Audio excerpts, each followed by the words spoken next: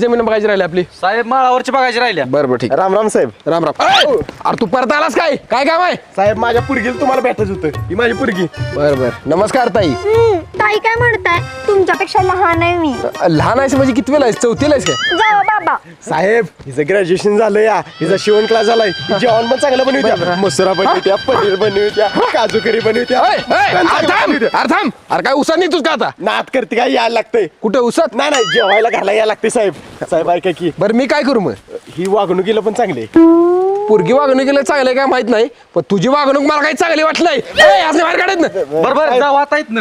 नात करते काय यायला लागतंय. चल. जाते मी. बाय.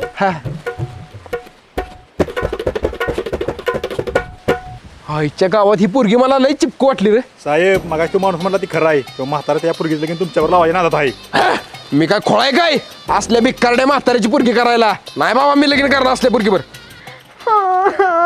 पप्पा याला मी नाही आवडले. अगं पोरी असू दे गप रड नको.